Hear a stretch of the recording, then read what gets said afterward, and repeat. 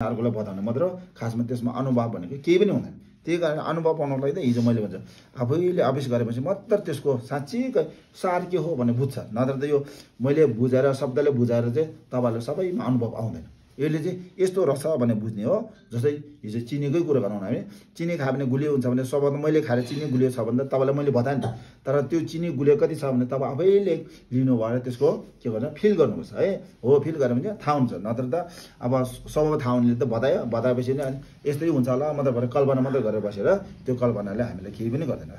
है अनि हामी अब कल्पना गर्दा गर्दैन यो संसारमा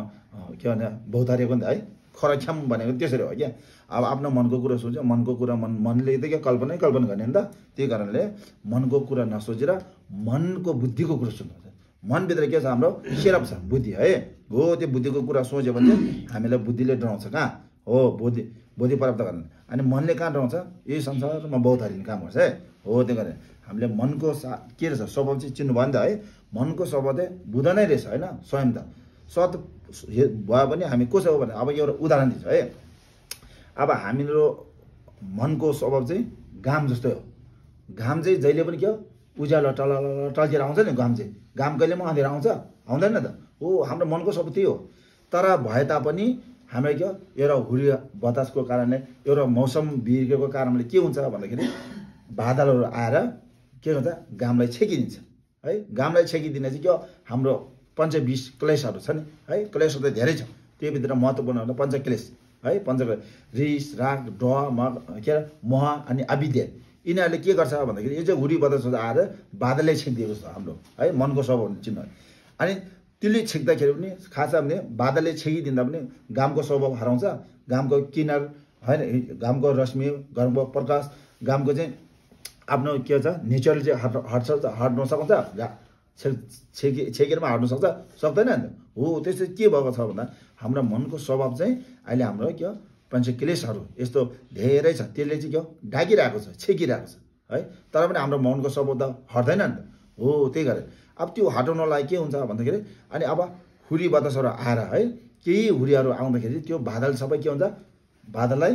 फाट्दिन्छ होइन फाट्दिन्छ हटाइदिन्छ हटाएपछि के हुन्छ फेरि घामको नेचरल के हुन्छ जस्तोको त्यस्तै हुन्छ होइन हो त्यही कारण अहिले हाम्रो पनि यो मनको स्वभावमा भएको पञ्चक्लेश बाहिरबाट जुन हामीले छेकेको छ ढाकेको छ त्यसलाई चाहिँ हामीले धर्मको मध्यनजर गरेर धर्मको आवेशबाट चाहिँ यसलाई हटाउन सकिन्छ यो हटेपछि चाहिँ हाम्रो मनको स्वभाव जे छ त्यो चाहिँ छर्लङ्गै हुन्छ हो त्यो हो त्यसरी बुझ्नुपर्छ है यो चाहिँ के तपाईँलाई उदाहरणबाट है घामलाई बादलले छेकेको जस्तै गरे हाम्रो मनको स्वभावलाई केले छेकेको छ भन्दा क्लेशले छेकेको छ है क्लेशले अवरणले छेकेको छ अनि त्यो चाहिँ के को हामीले धर्मको आवेशको निम्तिबाट चाहिँ त्यसलाई हटाउन सकिन्छ जस्तै बाहिर हुरी बतास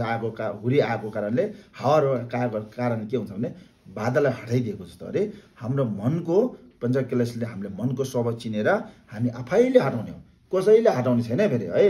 मान्छेले हटाएर हटिँदैन आफ्नो मनको स्वभाव के अरे मनको क्लेशहरू चाहिँ त्यही कारण हामीले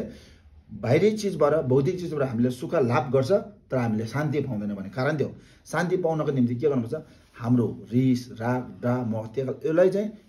सफा बनाउनु पर्यो यसलाई हटाउनु पर्यो त्यो हटायो भने चाहिँ हामीले शान्ति पाउँछ न त शान्ति कहिल्यै हुँदैन है बाहिरी चिजबाट त सुख मात्र हो है एउटा हामीलाई काम गर्नुको लागि सहज बन्छ